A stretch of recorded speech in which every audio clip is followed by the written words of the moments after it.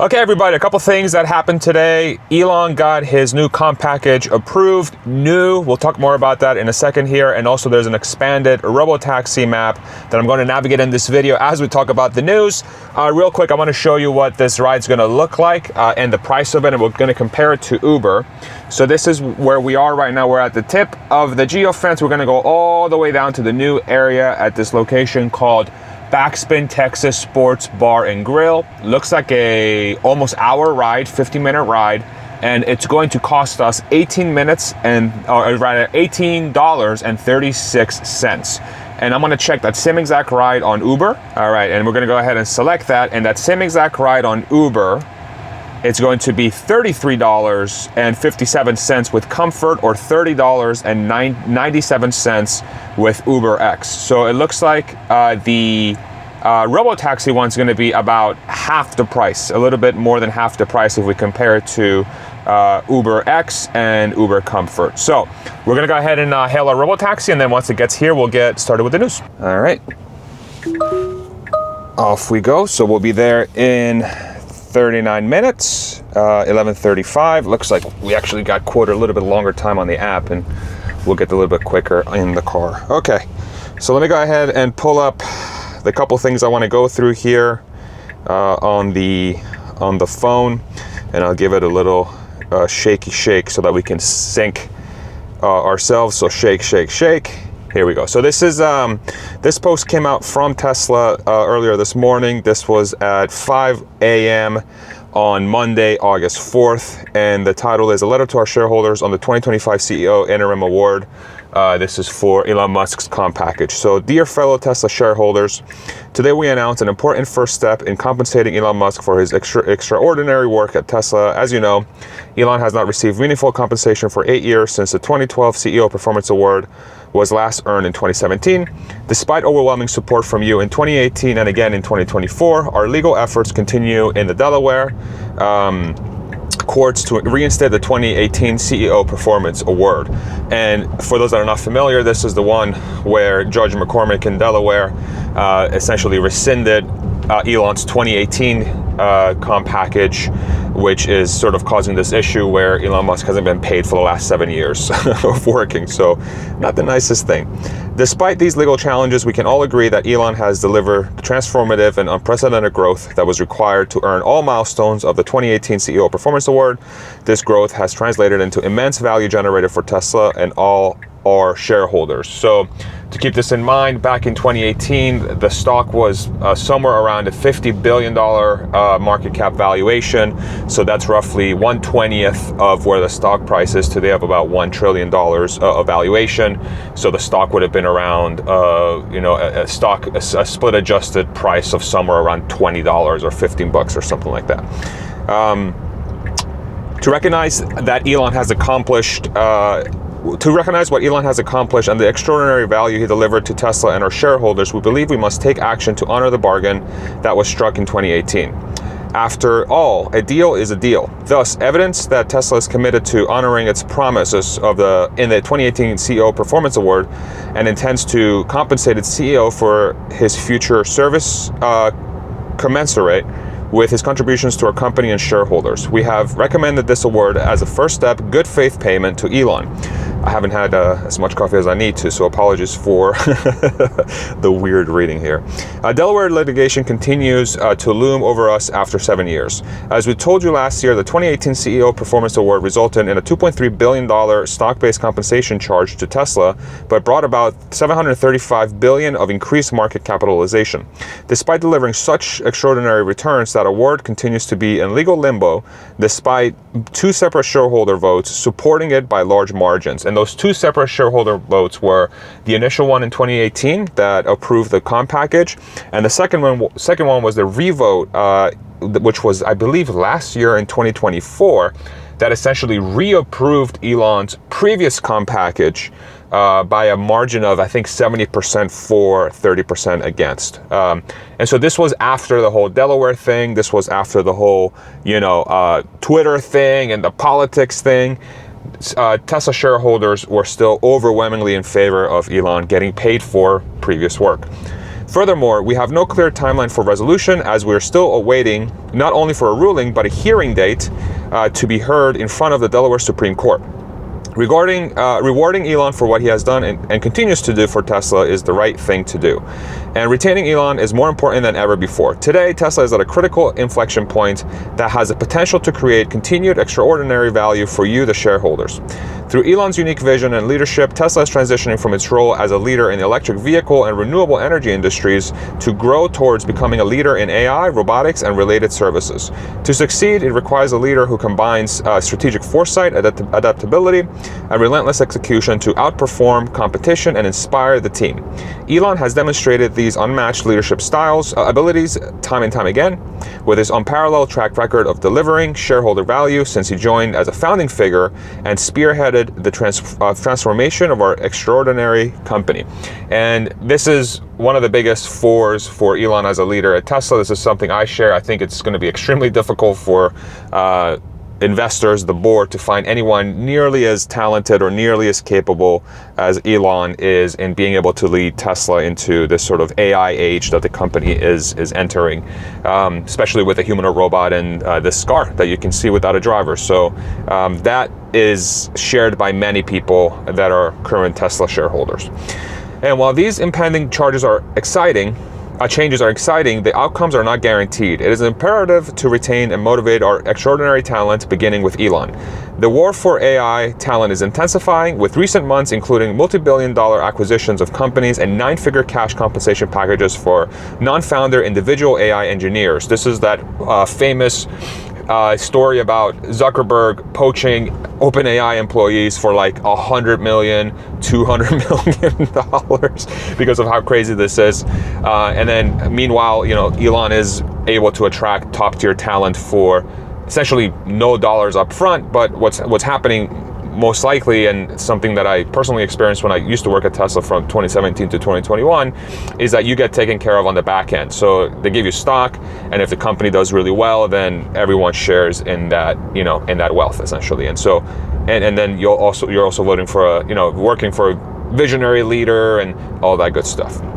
Even among this group of highly talented individuals, no one matches Elon's remarkable combination of leadership experience, technical expertise, and arguably most importantly, decades-long proven track record of building the most revolutionary and profitable businesses across different industries.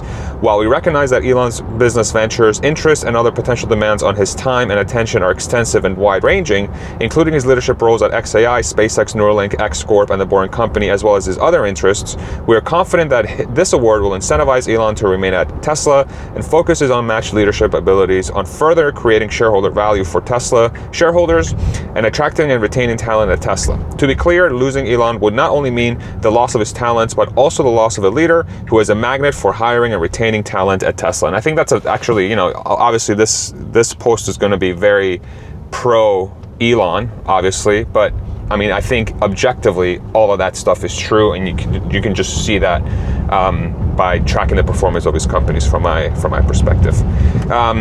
There was one other thing I wanted to mention about the talent. Yeah, so I already mentioned that actually. The special committee believes now is the right time to take decisive action to recognize the extraordinary value that Elon created for Tesla shareholders. As such, the board, with Elon and Kimball Musk recusing themselves, so Kimball being Elon's brother, has unanimously approved a recommendation from the special committee of the board to grant Elon an award of restricted stock equal to approximately 1/3 of the compensation he earned under the 2018 CEO Performance Award. So here we get into some details of the award. The award provides the following provisions: 96 million restricted shares of stock, subject to Elon paying a purchase price upon meeting a 2-year vesting term to be delivered after receipt of antitrust regulatory approval. The purchase price will be equal to the split-adjusted exercise price of the stock options awarded to Elon after the 2018 CEO Performance Award. This is at $23 a share.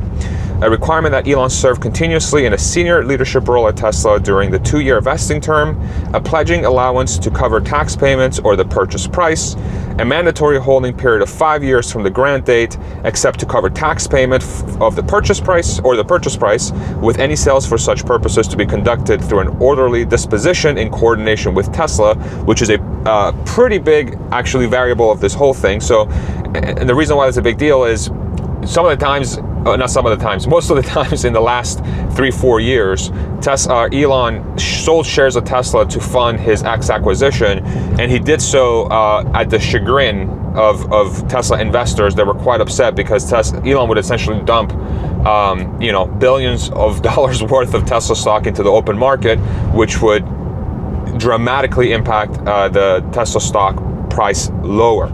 And so with this specific award, what's going to happen now is anytime Elon wants to sell his shares, he's going to have to coordinate with Tesla, and they have to do it through an orderly disposition, which basically means that they're going to have to do they're going to schedule the sales of the share so that it minimally impacts the price of the stock, and it does so over the course of, say, days or weeks versus going in the open market and just dumping all his shares in the stock market. So that's a pretty big one, and I think a lot of Tesla investors probably liked hearing that.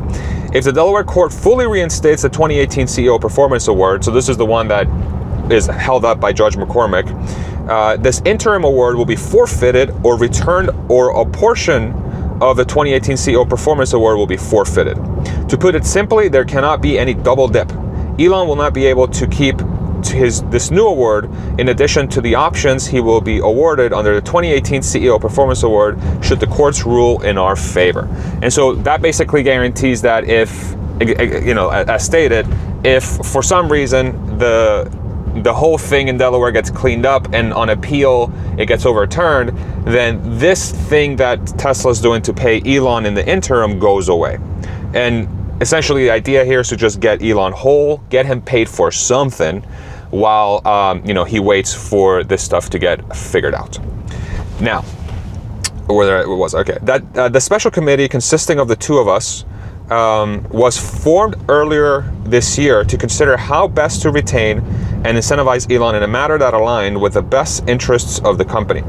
The special committee and the board deliberated carefully over the decision to grant this interim award against the backdrop of the ever-intensifying AI talent war and Tesla's position at a critical inflection point. We believe it directly addresses a top concern and priority for shareholders and the board alike, energizing and focusing Elon or Tesla so he can propel Tesla into the next area of growth, while we continue to the legal campaign to have the 2018 CEO Performance Award reinstated.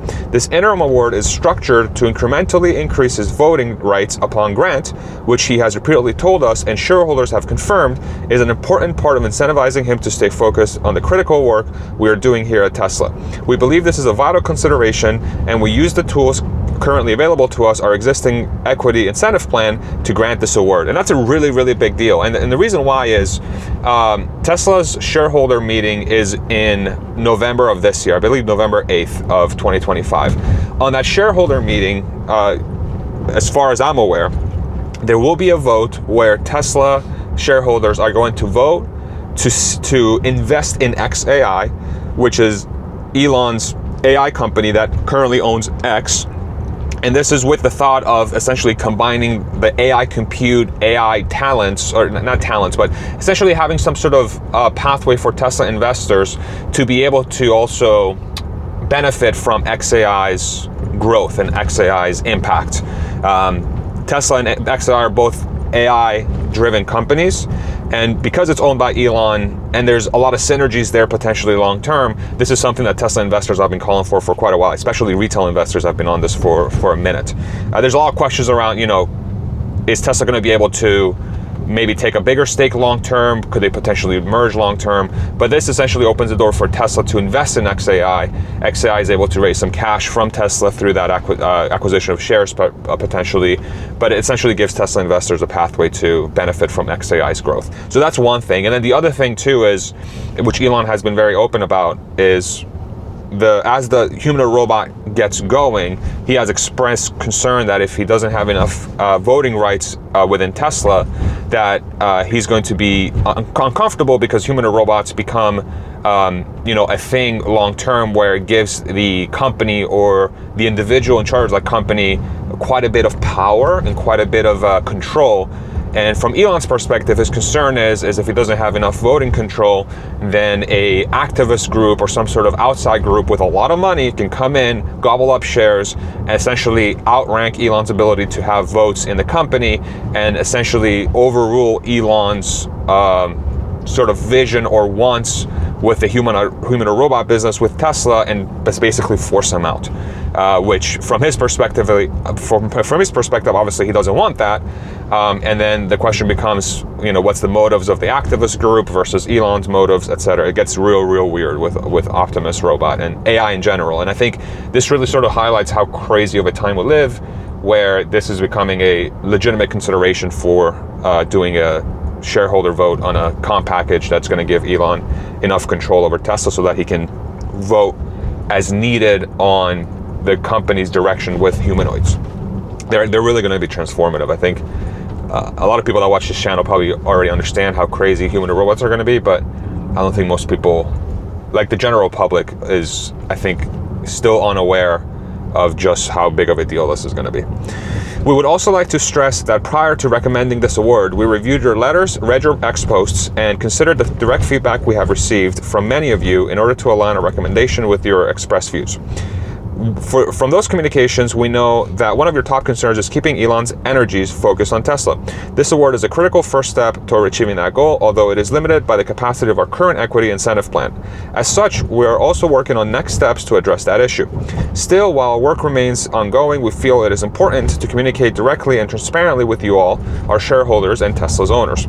The special committee continues our work to address a long-term CEO compensation strategy, which we plan to put to a shareholder vote at the November 6th annual meeting. So in addition to the vote on taking a stake in XAI, they'll also be doing a vote to do a new compensation package, which is great.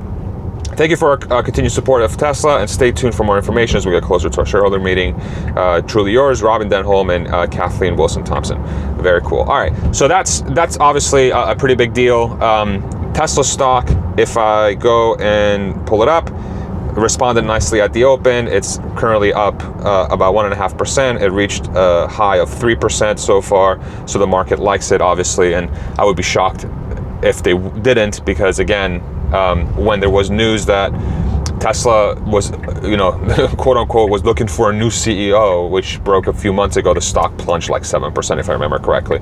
So I think this puts to rest, like, anybody who said, Tesla's or Elon's a liability for Tesla.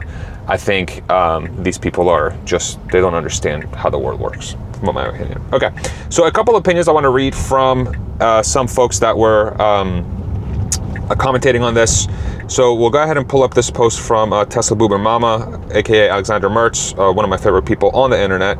Her opinion was, this was a crazy good idea. If it all goes well, Elon has 96 million shares, more voting power in 4 weeks. Elon needs to pay for these only in 2 years, and Tesla does not need to expense anything right now. And then so they did a show this morning on Cyber Bulls with Herbert's Brighter channel, which I recommend everybody goes and checks out. And yeah, so basically it's a win-win. So Elon gets paid, he gets more voting control, he doesn't have to really pay taxes on it in a minute, and Tesla doesn't have to expense anything right now. They'll expense it at a later time, probably when the shares vest in a couple of years, so that they can they can delay doing that as much as possible, even though it's not, there's going to be some fees attached to it, but it's better to delay that so that when the cash flow from Robotaxi and bot really kick in, especially Robotaxi, then they have more cash to pay for the fees and all that stuff, whatever else. This is from Sawyer. This stock award of 96 million shares that Tesla is giving to Elon Musk will bring his total ownership of the company to about 14.6%, up from about 12.9% currently, so up about 2 points. The main goal of this stock award is to give him part of what he is owed from that 2018 compensation plan, but it also gets him closer to 25%, which Elon has stated he wants. This is important. Tesla announced today that they will address a longer-term CEO compensation strategy and will put it to shareholder vote at the November 6th annual meeting. If Tesla and Elon win the Delaware case, the 96 million shares will simply count as an advance towards the roughly 300 million shares he is owed from the 2018 compensation plan. And so that again, pretty big deal. My guess is they'll probably start showing what this longer term comp package is going to be in the coming weeks. I remember last time shareholders voted on that for what? This fucking guy. Holy shit. Damn. What was I don't know what he was doing. That was crazy. Whoa, the Robotaxi handled that freaking... Wow, that was nuts. Good job, Robotaxi. All right. What the fuck? Okay, back to work. Here we go. Oh my God, Austin's crazy sometimes, man. Where was I even? Okay, it also gets them to 25 ownership. Oh yeah. So the deck is gonna get, is gonna be put out sometime soon here in the next couple weeks, I would expect. When they did the vote for his 2018 package, the slides were out, I believe, a few weeks to a couple months before shareholders voted on it. I could be wrong on that, but we'll see details on that well before the vote on November 6th for those that are Tesla shareholders. So another post here from Sawyer. One detail many people might have missed in today's announcement: if Elon needs to sell any Tesla stock to pay the taxes on his 96 million share award, he must sell them through an orderly process coordinated with Tesla. Yeah, so we already talked about that. Elon won't need to pay the taxes on these shares for another 2 years, since it's a 2-year vesting term, and Tesla doesn't need to expense anything right now. At today's share price of $307, the taxes associated with this stock award will be north of 11 billion. But again, that can be dealt with at a later date. By the time Elon would need to pay the taxes, SpaceX and XAI will likely be valued a lot higher, so he could get creative in terms of where he could get the money needed to pay taxes. So $11 billion in taxes. Congratulations to American taxpayers. Looks like our deficit's going to go down by 0.001%. So fantastic, very good news. And then yeah, so that's basically it around the shareholder a vote for Tesla, Elon's comp package, and ton of detail there. The next thing I want to talk about is this bigger region for Tesla Robotaxi. So this is what it looks like now, and this is what we're navigating. That's not actual real time. I'll show you guys on the screen here. This is what it looks like right now. This is where we're at. We're about 20 minutes away from our destination.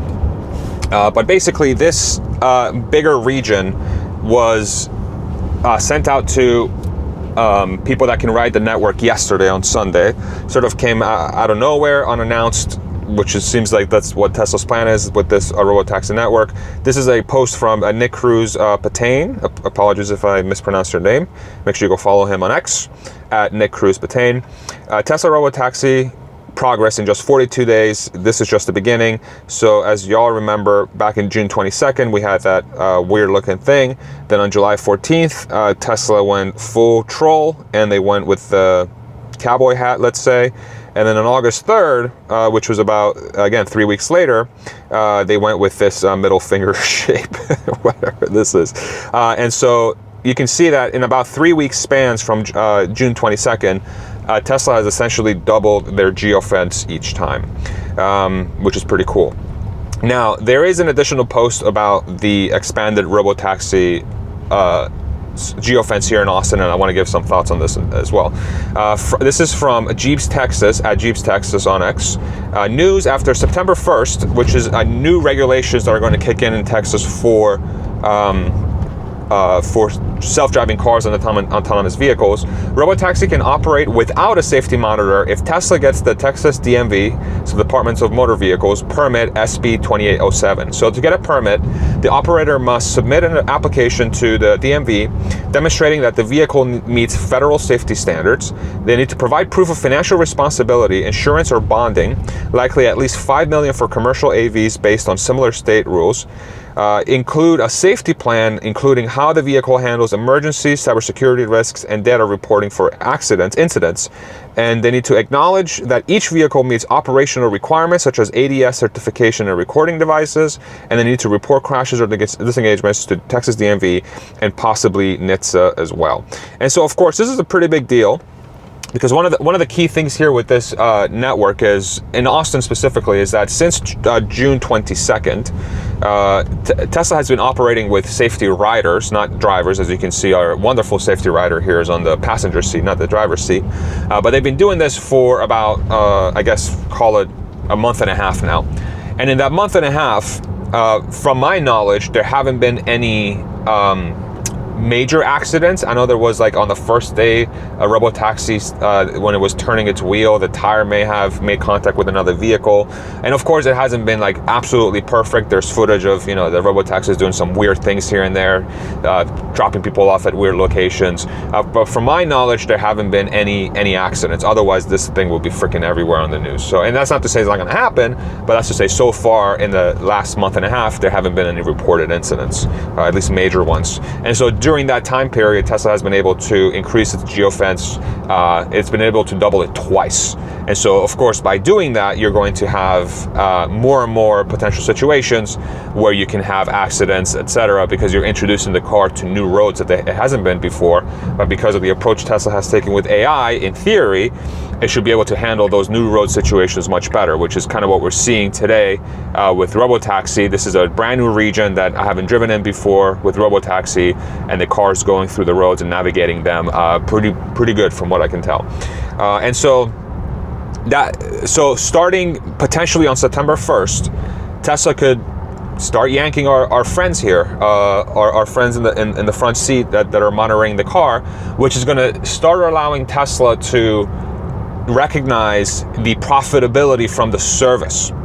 And this is something we've talked about extensively before, about why this sort of network is such a big deal long term. Really, any driverless vehicle network that can have a reasonable ratio of robotaxis to teleoperators remotely is that you can start offering rides that are half the price of Uber or less profitably, which is kind of what we saw at the beginning of this video. We saw that the Robotaxi, it charged us half the price of Uber to get to our destination. But Tesla right now is not making any money on that, but they very well could the second they pull the safety riders and they have at least a 5-to-1 Robotaxi to teleoperator ratio at their headquarters, meaning if they have 10 robotaxis on the roads, they would only need 2 teleoperators to monitor the service to make sure nothing weird is happening. So that's super exciting. My guess is that Tesla probably is submitting all of this data to the DMV. I know the regulations technically kick in on September 1st, but I would be shocked if there's not some sort of regulatory or some sort of process that Tesla can take to get these documents over to the DMV ahead of time, so that come September 1st, they can start doing that. So that's one thing we're going to look for starting next month as we do these tests, is we're going to see if maybe some of these cars don't have the safety rider. Maybe all of them don't have the safety rider. You know, are they going to expand the network to more people? My guess is Tesla will want to get the safety rider figured out first, so that they probably won't want to expand much more unless they have the safety rider removed. My guess, I could also be wrong, they might do another expansion here in another 3 weeks before they yank the safety rider after September 1st. But of course, all of this is dependent on Tesla having the proper safety measures and the proper safety data and the actual performance of the Robotaxi network, so that they can yank the safety riders from the passenger seat. So yeah, pretty big deal. I'll go ahead and stop sharing my screen here. I think that these are the 2 major news items I wanted to cover. So we'll go ahead. I think it stopped. I think it just stops if I lock the screen. Cool. That's good to know. So yeah, so that's a pretty big deal. Really good to see Tesla going down that path. So far in this new region, what I've noticed is that the car is performing just as well as the other region as well. That one interaction with the biker was phenomenal. If it was me, I would have probably done the same exact thing. The way that biker was behaving was erratic and confusing, and so the Robotaxi did the right thing to try and avoid any potential mishap with that person. So that was really, really good to see. For the rest of the ride, I'm just going to let this thing, the car, do its thing, and we'll just keep monitoring the car. I'll keep recording this, and I'll also record the drive up to Capital Factory from our where we're going to end up here, just so y'all can see the performance of the Robotaxi in the brand new region. And then if you want to watch the rest of the video, stick around. We'll make it nice and peaceful, so you can stop listening to my voice, and then we'll just keep going from there.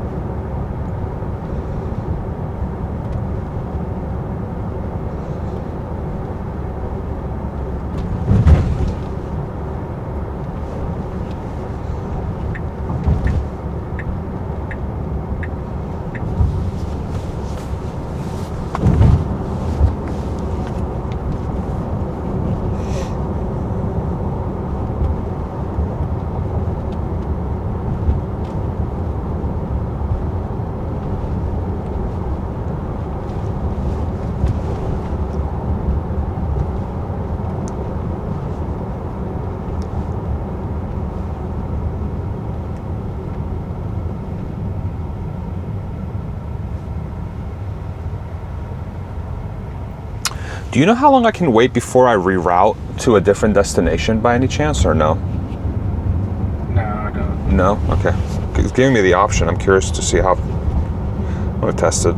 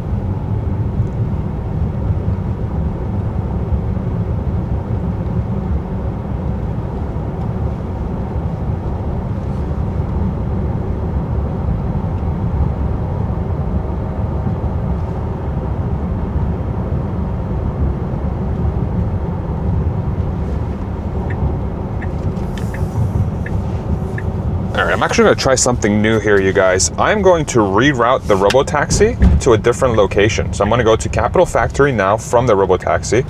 And it looks like I can do it just by pressing the destination we were at, we were going to. And I'm going to type Capital Factory. I'm going to go like that. It's going to confirm. So it's going to quote me a new price of $25.81 for the total ride, $25.47. Go ahead and book it. It looks like it's rerouting, and it rerouted. Perfect. Cool. So now we're going to arrive at Capital Factory at 11:55, and we can see there's a new route in the map. So that's super cool. Super, super cool. And we get to navigate through some of the stuff in South Austin here that we've never... Oh, there's a beautiful street. Holy moly. Where is this? This is gorgeous. Ooh. Anyway, distracted. So yeah, so we're gonna go back to downtown Austin. We're gonna be navigating through this expanded area. So that's really cool to see that you can just do it right in the app, and the Robotaxi will just immediately give you a updated route and an updated price, and you can just continue on your merry way. So we have another 24 minutes now to get to Capital Factory. We'll get there at 11:55, and we'll just watch the ride.